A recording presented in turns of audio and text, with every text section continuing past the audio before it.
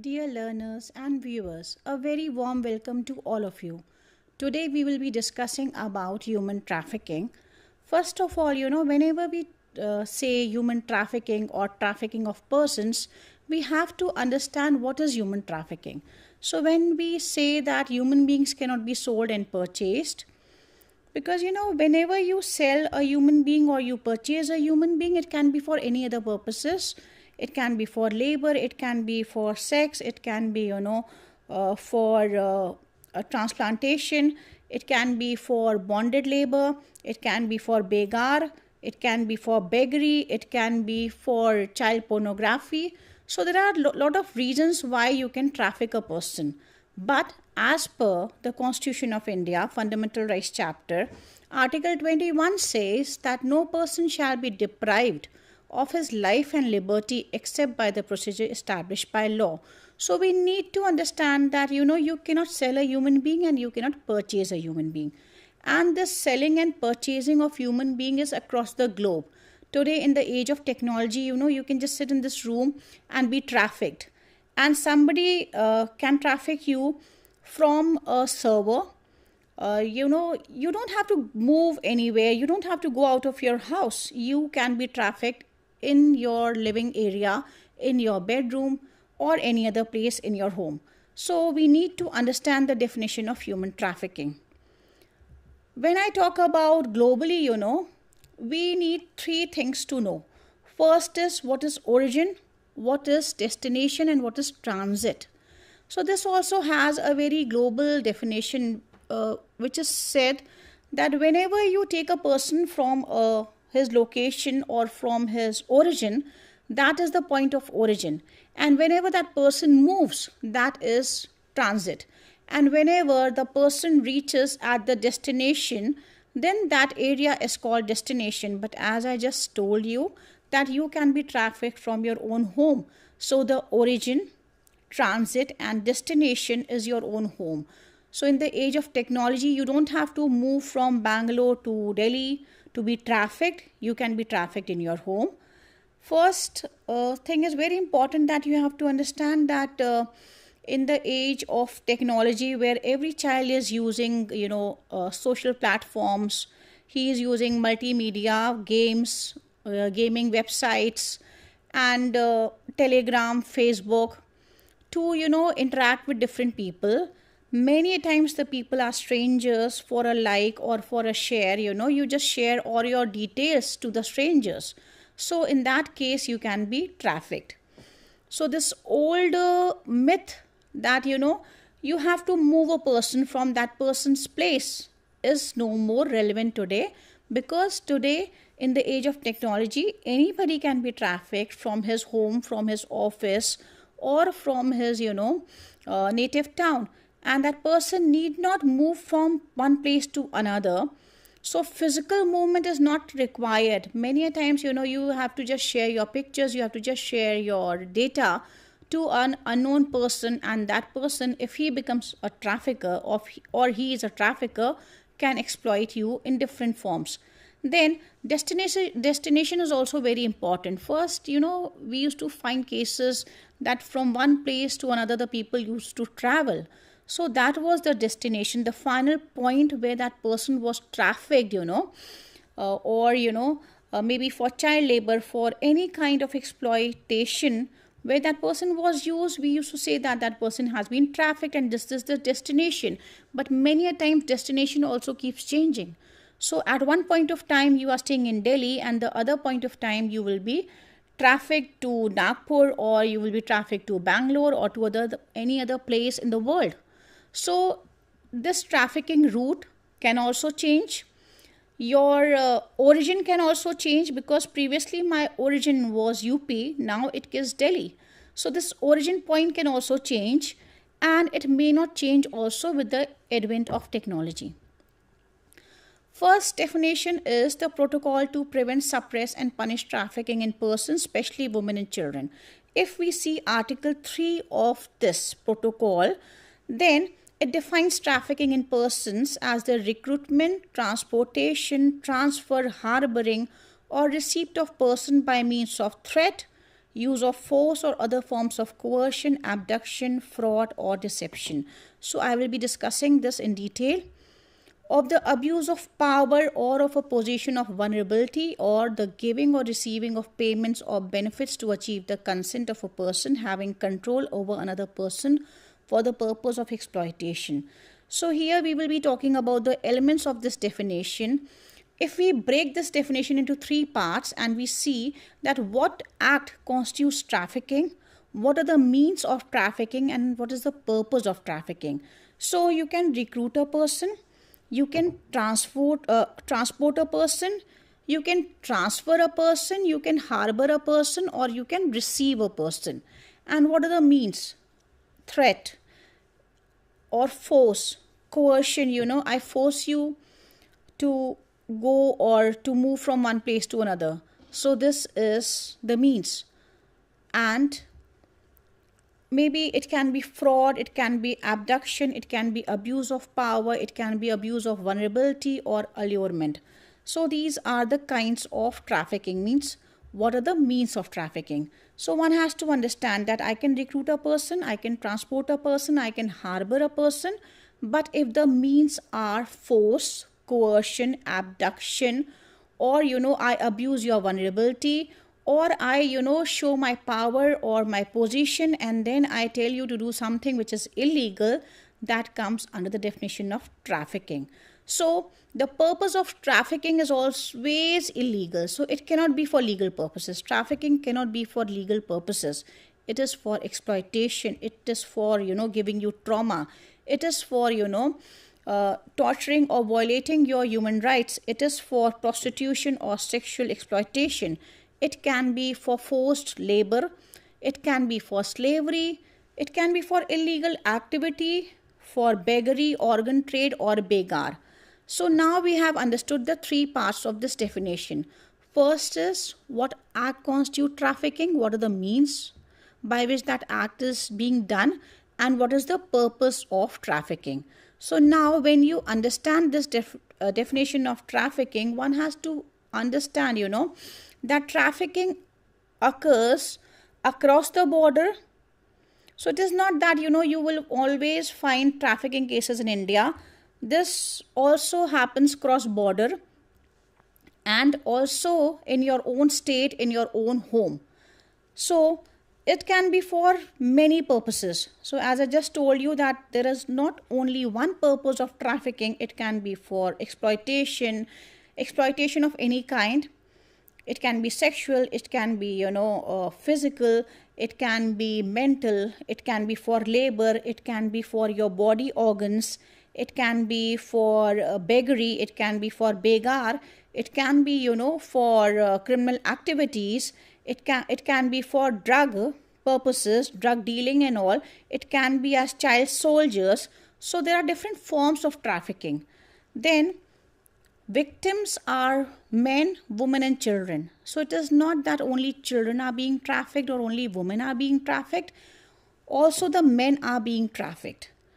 So it also happens, with or without the involvement of organized crime groups. So it is not that trafficking will always happen with the organized criminals. It can also happen with commoners. So one has to be very careful that that person is not recruited or transported or harbored or taken from one place to another by means of fraud, coercion, abduction, or abuse of power or by vulnerability, and is not used for exploitative purposes like beggary, forced labor, sexual exploitation, and child trafficking, for child soldiers, or for drugs dealing, or for committing any crime. Goa Children Act also defines child trafficking, and if I refer to section 2Z of this Goa Children Act 2003, which is a very proactive legislation which talks about child trafficking in India. Child trafficking means the procurement, transportation, transfer, harboring or receipt of children legally or illegally within or across borders by means of threat or use of force, other forms of coercion, abduction, fraud, deception, of the abuse of power or of a position of vulnerability, or of giving or receiving payments or benefits to achieve the consent of a person having control over another person for monetary gain or otherwise. So, when you talk about this definition of child trafficking, we find the same elements which we saw in the protocol. So, when we break this definition and see what are the elements of child trafficking as per the Goa Children Act, then if we talk about the act, it can be procurement, it can be recruitment, it can be transportation, transfer, harboring or receiving of children legally or illegally, or when you give or receive payments or benefits to achieve the consent of a person having control over another person. This is very important. A child cannot give consent. So if you are a legal guardian, or you are the parents and you consent, it can be for money, it can be forced consent. Then also you cannot say that I have consented my child to be trafficked. So that is illegal. So one thing is very important, that nobody can take a piece of paper and get your signatures done and say that you have consented that your child will be trafficked. No. Any consent which is for illegal thing is not a consent. So consent can only happen for legal things. So you cannot consent as a parent or as a guardian for your child to be trafficked. So many a times, when you want money or for your health, for your sustenance, and you sign a document and later on the trafficker says, oh, you signed my paper, so it is illegal. That paper is not valid in the eyes of law, and just by giving consent, maybe in out of fear, out of trauma, out of exploitation, that consent will not work in favor of the trafficker. So the means of trafficking is threat, use of force, coercion, abduction, fraud, deception. So this is very important, that whenever you are doing child trafficking and you take the consent with force or threat or by coercion or fraud or abduction, that is not a consent. So the means are also well defined in 2Z of the Goa Children Act. So now we have understood that what constitutes trafficking, what are the means of trafficking, and as just said that the purpose has to be always exploitation. So if the purpose is monetary gain, if the purpose is illegal, if you are trying to misuse the person's vulnerability or you are wanting to sell that person, that is trafficking. So if you are involved in such act, then you will be guilty of child trafficking. Then we will be also talking about the Bharatiya Nyaya Sanhita 2023. In this also the trafficking of persons have been defined. If we refer to section 143(1), it says whoever for the purpose of exploitation. So now you read the term. Clearly this is mentioning that whoever for the purpose of exploitation recruits, transports, harbors, transfers or receive a person or persons. So we are talking about recruitment, we are talking about transportation, we are talking about harboring, or we are talking about transferring or receiving a person or persons by using threat. So now you have to understand that what constitutes trafficking: recruitment, transportation, harbor, transfer, receiving a person. What are the means of trafficking?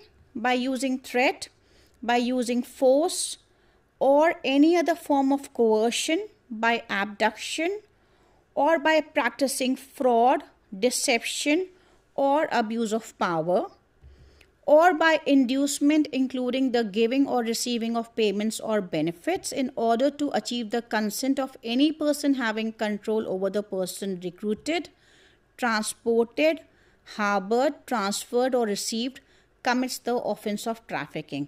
So this is in line with the definition given in the protocol, given in the Goa Children Act. So we are finding the three things. First is what constitutes trafficking. So it was harboring, it was recruiting, it was transporting or receiving or transferring a person. The means are clear that it is threat, use of force, abduction, or you are trying to take consent of the person who is legally your guardian. So you are forcing that person, or out of that person's vulnerability you are forcing that person to give consent. So, and the purpose is to exploit that person. So it is clearly mentioned in section 143 that this constitutes trafficking. Exploitation shall include any act of physical exploitation or any form of sexual exploitation, slavery, or practice similar to slavery, servitude, beggary, or forced removal of organs. So first is that they have defined human trafficking, and they have also told that this is the explanation. First is that exploitation will include physical exploitation, sexual exploitation, slavery or practices similar to slavery, servitude, beggary, or forced removal of organs. Then the consent of the victim is immaterial in determination of the offense of trafficking. As I just told you that as per the Indian Contract Act, no person can consent to be trafficked, No person can consent to be, abused or exploited. So consent has to be always for legal things. For illegal things, you cannot give consent. So out of fear, out of trauma, out of threat, out of coercion, out of abduction, out of your vulnerability, if you consent to be tortured, trafficked, exploited, then that is not a consent. Whoever commits the offense of trafficking shall be punished with rigorous imprisonment for a term which shall not be less than 7 years, but which may extend to 10 years and shall also be liable to fine. So the trafficker will be punished under the law, and the punishment is rigorous imprisonment for 7 years, and this punishment can extend to 10 years with fine, where the offense involves the trafficking of more than one person. So if a trafficker has trafficked more than one person, then the punishment is rigorous imprisonment for a term which shall not be less than 10 years, but which may extend to imprisonment for life and shall also be liable to fine.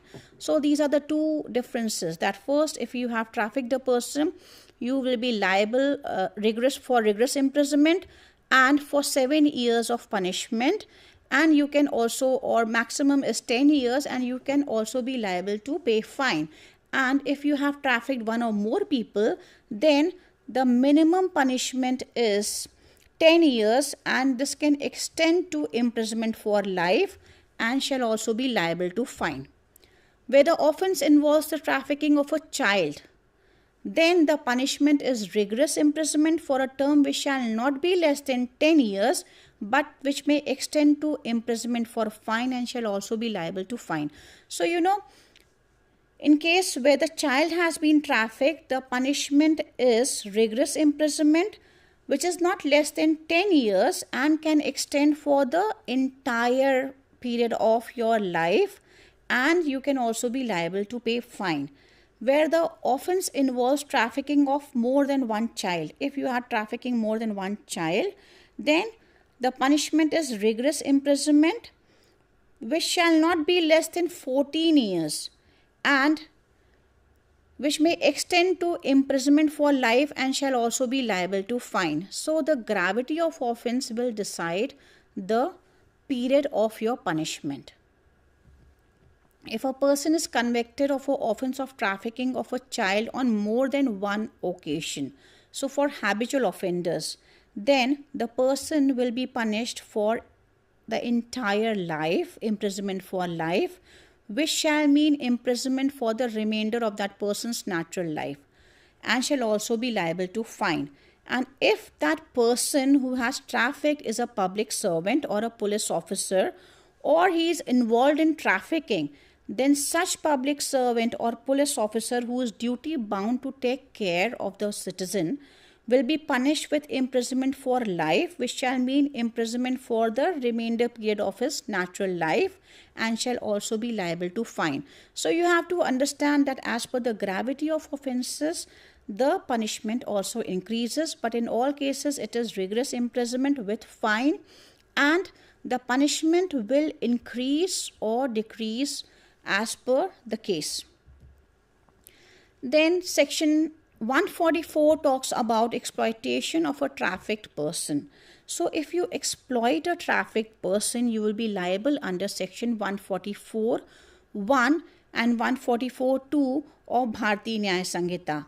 One thing is very important which I need to mention, that Bharatiya Nyaya Sanhita 2023 has replaced the Indian Penal Code 1860.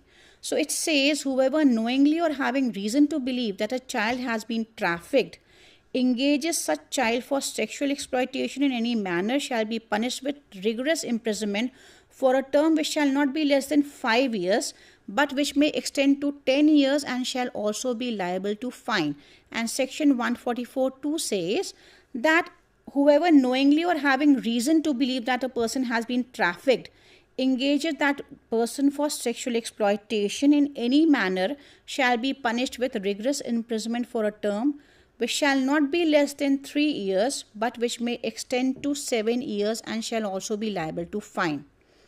Then habitual dealing in slaves is section 145 of the Bharatiya Nyaya Sanhita. So whoever habitually imports, exports, removes, buys, sells, traffics or deals in slaves. So when I talked about importation or exportation or removal or buying or selling, you must have thought that it is a commodity. No, it is for human beings. So if you deal in slaves, that person will be punished with imprisonment for life or with imprisonment for either description of a term not exceeding 10 years and shall also be liable to fine. Then section 146 is very important. This talks about compulsory labor. So unlawful compulsory labor is being dealt in this section. Whoever unlawfully compels any person to labor against the will of that person shall be punished with imprisonment of either description for a term which may extend to 1 year or with fine or with both. So when we talk about the definition of human trafficking, it is very important that the purpose is always exploitation. The means are threat, use of force, coercion, abduction, by abusing that person's vulnerability, by giving favors or money or any benefit to the person who is controlling that person. So if you give money or if you give any favor to the parents or to the guardian of a child, then that comes in means. And whenever you exploit a person for trafficking, it can be for labor, it can be for sex trade, it can be for pornography, it can be for beggar, it can be for beggary, it can be for any criminal activity. So it is not important that you always talk about human trafficking for sexual exploitation only. No, human trafficking is for all kinds of exploitation. Secondly, it is very important that one has to understand that human trafficking can happen for a male child, for a male, for a female, or for a female child. So this is a gender neutral term. It never says that human trafficking is always for women or human trafficking only happens with children or girl child. No. For labor, the males are preferred. For organs, the males are preferred. For drug dealing and all, the children are preferred. For different kind of for beggar or for servitude or for slavery, it is a gender neutral preference. So no, you cannot say that this person will be preferred for human trafficking and this person will not be preferred for human trafficking. So any kind of exploitation, it can be for slave trade, it can be for organs, it can be for any criminal activity, it can be for cyber offenses. So when you involve these people, it is human trafficking. And you cannot sell a person, you cannot purchase a person, you cannot say that, I own that person.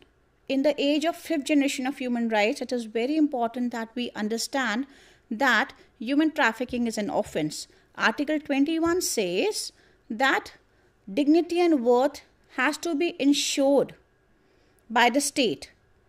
And in case of human trafficking, a lot of human rights are violated.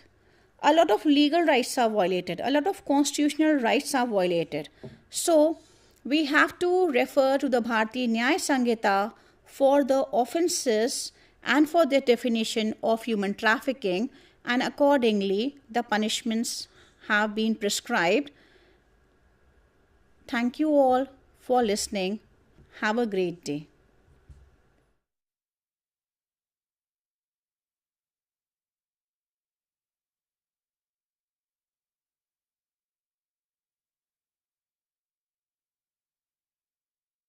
We are in the IGNOU campus, Maidan Gari.